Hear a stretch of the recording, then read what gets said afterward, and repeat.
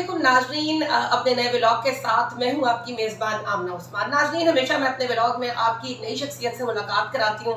आज की शख्सियत हैं अहमद सलमान बलोच, जो कि जमात इस्लामी जनूबी लाहौर के नायब अमीर हैं और कोविड-19 में इनकी बहुत खदमात है। अगर मैं कोविड-19 की बात करूं तो उस ज़माने में जो हालात हो चुके थे, बहुत कम लोगों को ये ख्याल आया था कि हमें कुछ करना चाहिए। उस वक्त इन्होंने सबसे पहले सैनिटाइजर्स और मास्क बनाकर उनको तकसीम करने का रिवाज डाला। ऐसे ऐसे काम किए कि सभी हैरान रह गए। मेरे साथ इस वक्त मौजूद है अहमद सलमान बलोच। आइए इनसे बात करते हैं और जानते हैं कि उस वक्त सबसे पहले उनके ज़हन में ये ख्याल कैसे आया था। जी अस्सलाम वालेकुम सर, कैसे हैं आप? वालेकुम सलाम, बहुत शुक्रिया आपका, आप तशरीफ़ लाए। अच्छा और सर, मुझे ये बताएं कि जब कोविड आया और उस वक्त मेरे ख्याल में इस कदर खौफ था, जहन में एक ही बात थी कि नहीं मुझे ही ना लग जाए। और मुझे अच्छी तरह याद है कि उस ज़माने में हमने भी जमात से लेकर काफ़ी ज़्यादा तकसीम किया और डरते हुए हम किसी को हाथ नहीं लगाते थे या पकड़ाते नहीं थे कि कहीं हमें वो जम ना लग जाए। तो किस तरह आपके दिल में ये खौफ जो है वो ख़त्म हो गया और आप इंसानियत के लिए आगे निकल गए? बहुत शुक्रिया, आपने कोविड-19 बहुत पुरानी बातें दोबारा याद करवाई।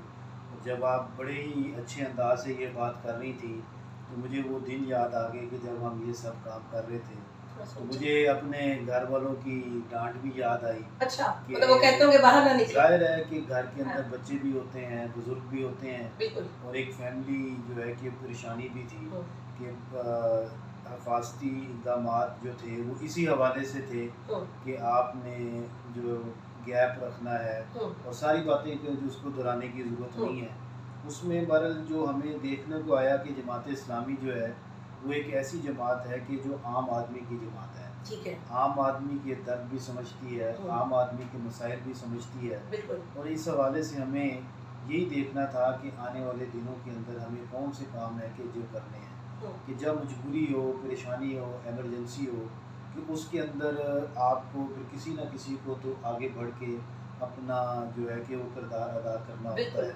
कि हम जिस मुल्क में रहते हैं, जिस माशरे में रहते हैं, यहाँ पे अगर दहशत गर्दी है तो ज़ाहिर है कि लोगों की जानों को बचाने के लिए हम देखते हैं कि जो मोर्चे बनाकर हिफाजत करते हैं, और जिस तरह जो वो सब सिक्योरिटी एहलकार जो हैं कि वो मौजूद होते हैं हम्म, कि वो अपनी जान की परवाह नहीं कर रहे होते, हम्म, उनके सामने अपनी कम्युनिटी जो है और आवाम जो है कि वो होती है।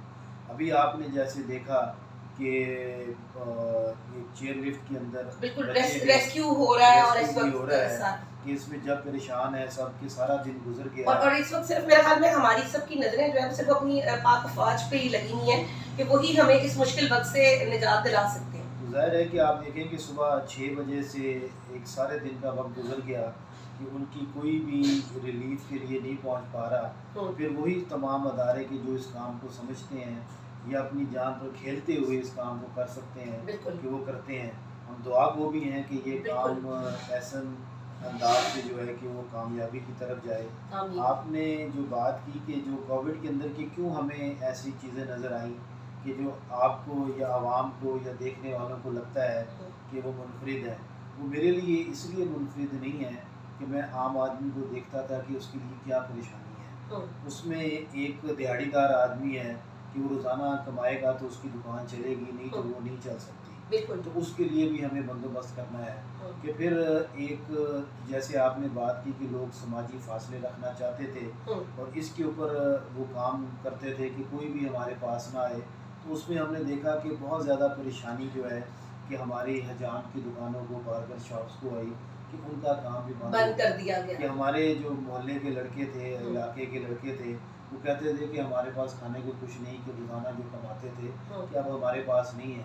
हम्म। तो हमने फिर एक उसके लिए भी सैनिटाइज का पूरा बंदोबस्त किया कि उनको हालात वो लेके दें कि जो कितने कितने मास्क छपवाए आप बनवाए आप लोगों ने जब स्टार्ट किया था इसको? जो हमारे जो मास्क थे वो हमने, जब जो मैं आपको बात बताऊं कि जब हमने रिलीफ का काम शुरू किया था हम्म, तो उस वक्त शुरू में मुझे याद है कि मैं एक दाल की बोरी थी अच्छा। और एक चावल की बोरी थी। हम्म, हमने उससे काम शुरू किया कि इसके हमको पैकेट बना के जो है कि वो हम्म, लोगों को देंगे और उससे ये काम होगा।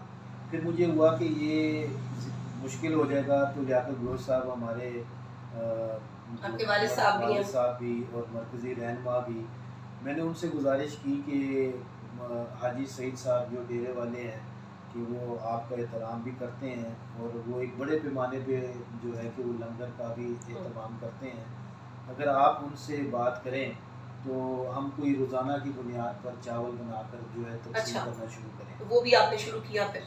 उसमें मुझे याद है कि हम पहले दिन जब उनसे बात की तो उन्होंने कहा कि चावलों का कोई बंदोबस्त कर दें तो हम बिरयानी और इस तरह बनाना शुरू कर देंगे। और फिर ये वक्त आया कि हम रोज़ाना की लगभग 100 देग थी कि अच्छा, जो बचती माशाल्लाह। थी और उसको तकसीम करना था। तो मुझे लोग एक कैसे वक्त आते थे? डर नहीं था कि मतलब कोविड लग जाएगा? कैसे? मैं क्या मुझे जो आपने ये बात की तो मुझे उस वक्त ये परेशानी हुई कि मैंने लियाकत साहब से बात भी कर ली और उन्होंने भी आगे हमें पूरा बना बंदोबस्त भी भी कर दिया।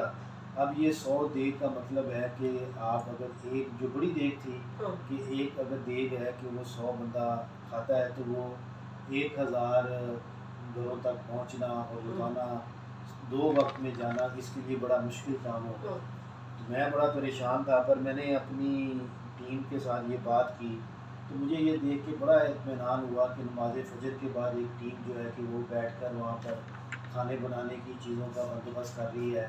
फिर मैं ये देखता था कि वो लोग के जो हमारे दोस्त वहाँ पे काम करते थे उनके अंदर इतनी तड़प होती थी कि वो सारा दिन ये इंतज़ार करते थे कि हमारी तरफ जो खाना आएगा वो कहीं कम या ज़्यादा ना हो तो हमारी तरफ लोग ज़्यादा परेशान हैं तो वो खुद लेने भी पहुँचते थे।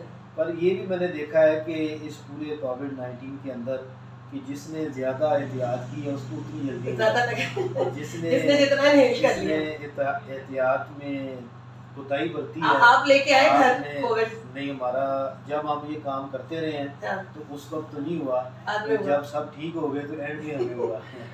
अच्छा, मुझे ये बताइए कि जब आप लोग तकसीम करते थे, मुझे याद है कि लोग बड़ी बेचैनी के साथ जो है वो उन मास्क को लेते थे क्योंकि उस वक्त ना तो आप मास्क की शॉर्टेज हो गई थी जब बहुत मास्क ज़्यादा। को हमने जो चाइना से जो इंपोर्ट किए थे वो अच्छे मास्क थे वो को तकरीबन 1.5 लाख मास्क था कि जो दिया था ठीक है। उसमें वो था। पर जो हमें जो अच्छी चीज़ लगी उसमें ये था कि हमने इलाके के अंदर जो ख़वातीन थी उनको कहा कि आप घर के अंदर जो है वो मास्क मास्क तैयार करें। उसको हमने जो बच्चों का इलास्टिक होता है कि अच्छा। उसके साथ वो पीछे से बांधें हाँ, हाँ। आगे के जो घरों के अंदर वो इमरजेंसी में जो कुछ हो कपड़े जो सकता है है। उसके साथ बांध वो भी एक अच्छा था कि वो धुल भी जाता था वो इस्तेमाल भी हो जाता था।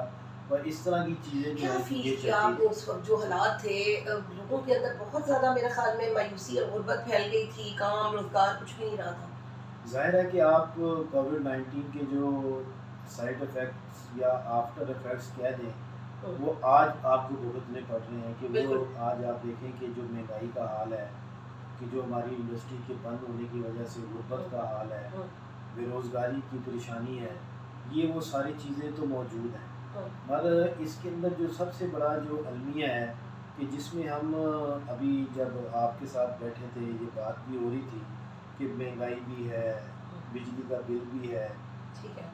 फिर ये सारी चीज़ें जो हम एक एक करके लिस्ट इन करते जाएं कि ये भी मसला, ये भी मसला, ये भी परेशानी, ये भी परेशानी। पर हम ये देखें कि इन सारी परेशानियों का हमने हल क्या निकाला है। आज भी आप देखें कि हमारी जो आवाम है कि इन सारी तमाम तर परेशानियों के बावजूद वो यही देखती है कि वही सियासी जमातें कि जिन्होंने बार बार हमें धोखा दिया, बार बार जिन्होंने ठीक हमें है। खाया, बार बार जिन्होंने हमें नेओ को नहीं बर्बाद आजमाने किया, का हमने सोचते हैं। उन्हीं के ऊपर ही जो है कि दोबारा इत्तेफाक करते हैं कि अभी आपके कराची के हालात जैसे हो गए। मीडिया चैनल्स पे आप देखते हैं कि अगर वो लाहौर के अंदर पानी नहीं मिलता, सड़कें टूटी हैं, बाकी परेशानियाँ हैं, उसके अंदर भी आप सारी बातें करने के बाद जो है कि अगर उनसे किसी से पूछते हैं आप वोट किसको देंगे, वही पुरानी सियासी बातों की बात करेंगे। आप फिर इसके बाद ये देखें कि अगर तहरीक इंसाफ पर आजमाइश आती है, अगर तहरीक इंसाफ को भी ख़त्म किया जाता है तो फिर जो पार्टी बनाई जाती है उसके अंदर भी वही सारे इलेक्टेबल्स कटेंगे, वही पुराने वही जाने पहचाने लोग जिनको आजमाया गया है पहले, वही ख़ानदान है। पर इसके अंदर मैं समझता हूँ कि अब आवाम के लिए जो है ये टेस्ट केस भी है।